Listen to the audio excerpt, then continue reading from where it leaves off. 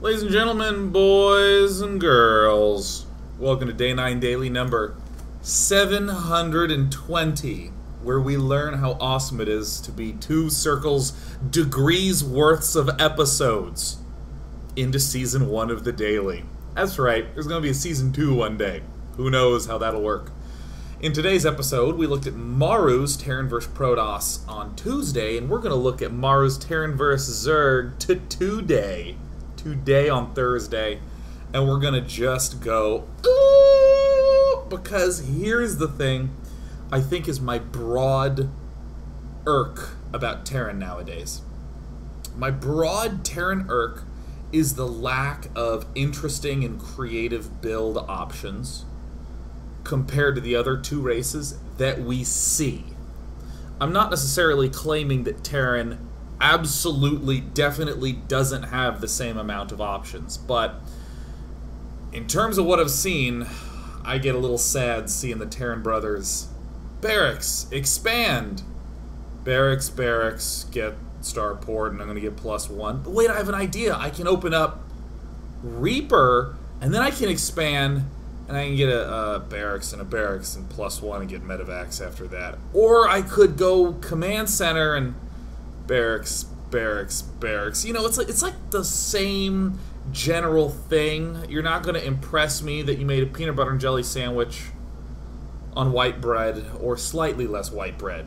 It's a PB&J to the end of time. Except for Maru is really tickling my fancy. We looked at his very cool ultra mid-game focused play in Terran vs. Protoss then, and same thing in this matchup. The TvZs, we tend to see Terran players just kind of Hellions! And then I'm going to go 3 base, Marine, Mine. And the worst part is it's like the same way every time, right? It's like Factory with Hellions, and then instant stim, or Starport with Banshees and then instant stim. And then upgrades. It's all the same. It's all the same. It's all the Marines. It makes me want to blow my brains out because my job is to analyze the StarCraft matchups, and well, first of all, there haven't been any Terran versus Terrans because 2 Terrans haven't met because 2 Terrans haven't existed in a tournament in a while together. But Maru, what a beacon of delight, a beacon of fashionable, fancy, and modern play. And if we ever want to sound super Chesic, we say hypermodern. So Maru's hypermodern play will be the particular topic of today. We will watch 4 Terran vs. Zergs of him versus Soulkey. We will analyze the delight, the fanciness, and the whys of what he's going to be doing. Not as much of the exact timings, the whats, because the whys are much more arousing to the brain. You're going to get all the thought boners, you know what I'm saying? You're going to get brain hard when you look at this one. You know what I'm saying? There's going to be moisture inside the skull. This is Maru. Maru is still 10 years old. As of the recording and playing of any replay of his, he has just recently turned 10. So we have Merry-Go-Round, which I don't think is of particular note on this map, save for perhaps that it's rather difficult to get creep from the natural to creep at the 3rd. But the shape of this map is not going to be particularly noteworthy for us as it is on some other builds. So what does a Maru do? What's a Maru 2 do?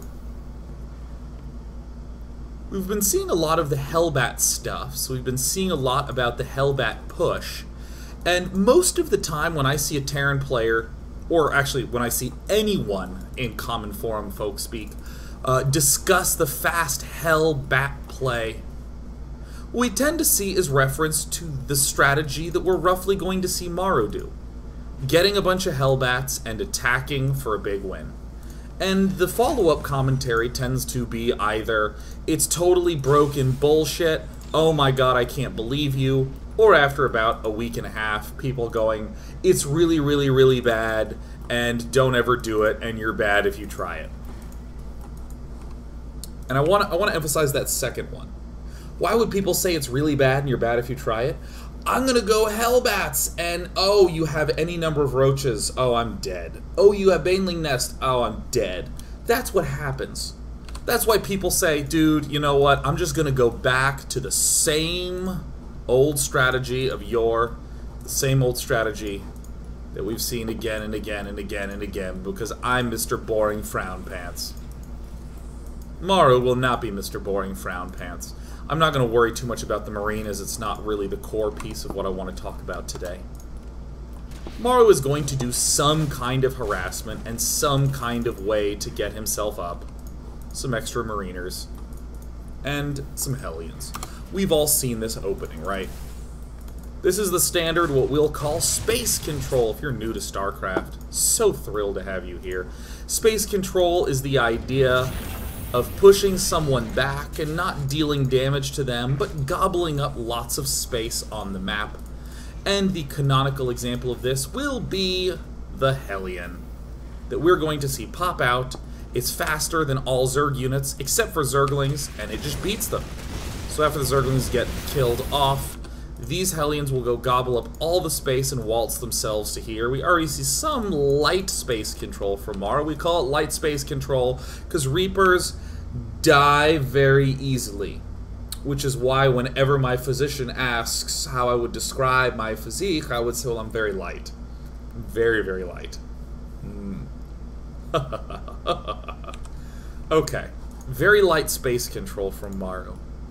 But if you are used to the Terran norms, you're going to look at this and you're going to be like, wait, what? This is a reactor. Now, 99% of the time, one of two things happens. After this factory begins building Hellions, this barracks gets stim done. Or, another possibility, it gets a tech lab and gives it to a starport for Banshees, and then it gets stim. And the only other possibility that we see 99% of the time is that Terran gets 2 reactors, one for the factory and one for the starport, to do some serious Hellbat action. Double medevac production Hellbats. But look at this. Maru is the 1%. And he's so good at being the 1% that we want to reverse pick it. How do we be you? How do we become who you are? In an extremely typical fashion, Soulkey is doing no interesting, no unique, no special timing. He has 3 queens. Deal with it. He's getting a 3rd base at 6 minutes. Deal with it. But we see this interesting structure from Maru in the main base.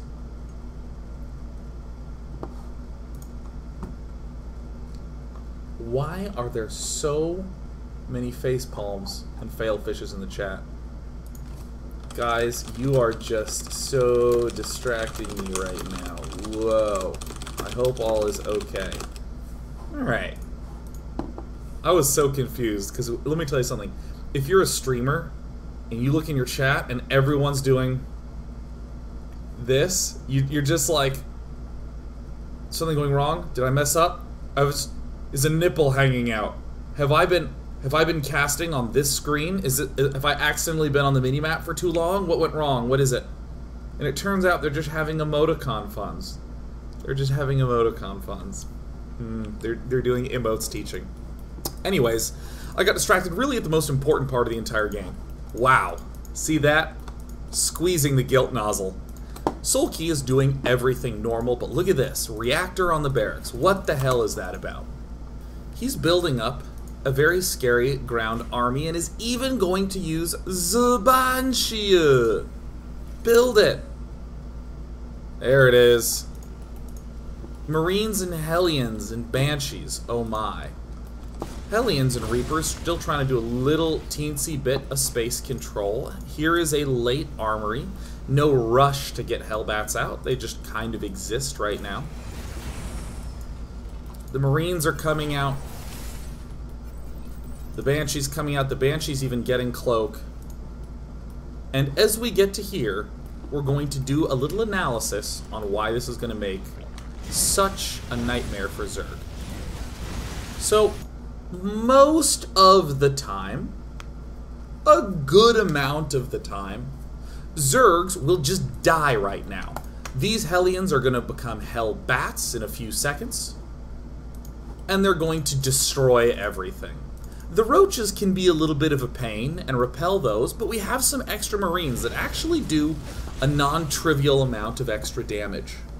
And the Banshee's coming out, which does a non-trivial amount of extra damage.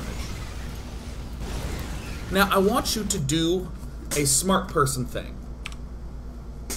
What loses as Zerg here? A lot of Ling-focused things that skip the Baneling Nest, things that skip the Roach Warren. What things win right now? What things will kill this off? Kill off this push? What'll kill it off? What kills off this push? This is the most important question because this will help Maru have a good transition. What kills this off? Roaches and Banelings. What happens if a Zerg goes Roaches or Banelings? His tech is delayed. His tech is delayed. If he goes Roaches or Banelings, he'll live here, but his tech is delayed. What suddenly becomes super good? The Banshee. Oh, yes! The Banshee becomes good. And it doesn't just become like, oh, I'm going to get a Banshee and hurt him a little bit. The whole thing.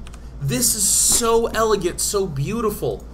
A Hellbat into Banshee play with Marines. The Marines ensure that everything except Banelings and Roaches dies. Everything except Roaches and Banelings dies.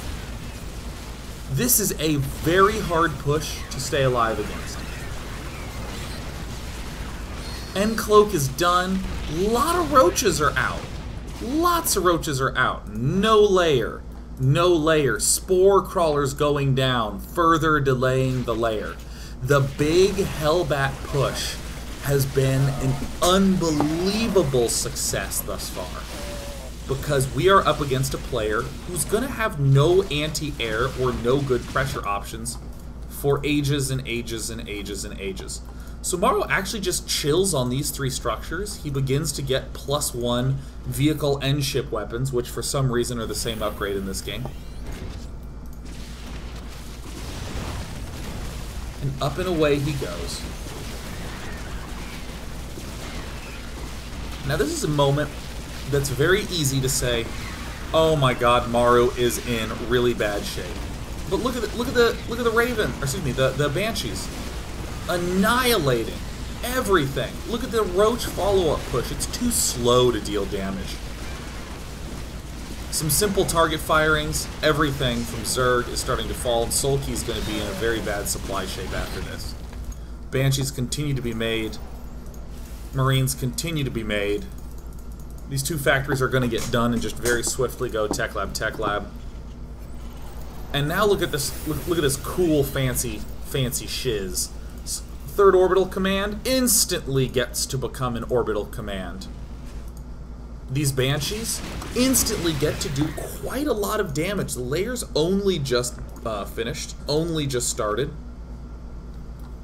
And here's something that we just rarely ever see. These Banshees are going to be able to kill a hatchery soon. Meanwhile, back home, troops continue to be rallied forward. Barracks finally stops making stuff. Eventually, we might consider a transfer. But these Banshees are able to do a lot of work. The only thing that they will be up against is the Queen. Two Thors coming out. Very simple choice to be made. The Thors, we don't have anti-air. We better frickin' get anti-air. What about anti-ground? Don't we need siege tanks? No. We already have 4 Banshees. Oh, excuse me, 5 Banshees. 5 Banshees does more than enough damage on the ground. Now, because our opponent has a delayed tech, because his tech is delayed, because by going for that Hellbat Marine push at the start, his tech is delayed, we suddenly get this push.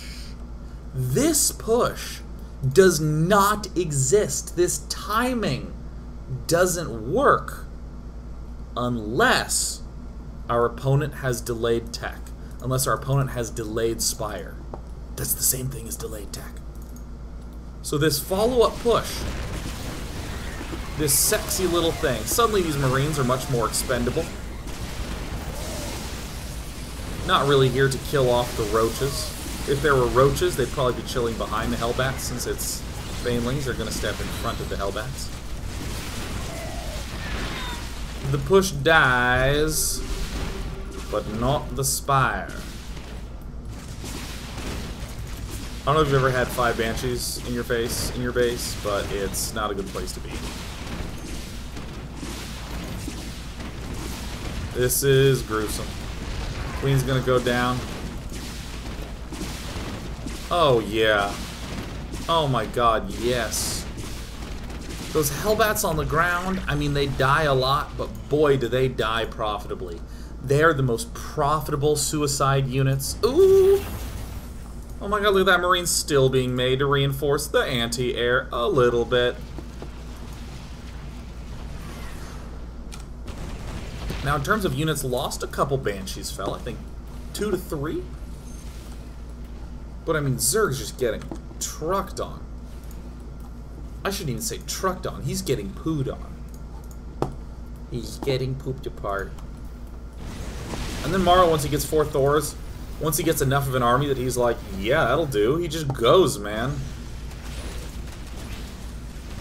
Attack after attack after attack after attack. Smickety flickety, flickety flack. Maru, so good with attack. What a cool opening, what a cool build. Most Zergs will die to that initial push. Initial push helped a little bit by the fact that the creep hadn't quite hit the 3rd yet. Mutalisk counterattacks, certainly a concern. Soulkey is not a hopeless Zerg. Still has some options, but Maru's very good at sucking all that remaining hope right out of the face, you know what I'm saying? Alright. When we go to break, we're going to listen to music. And then when we come back,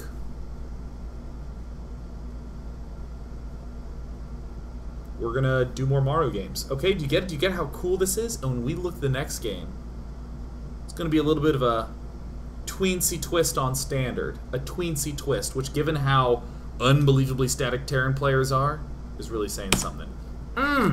See you in a second. I'm dissipated.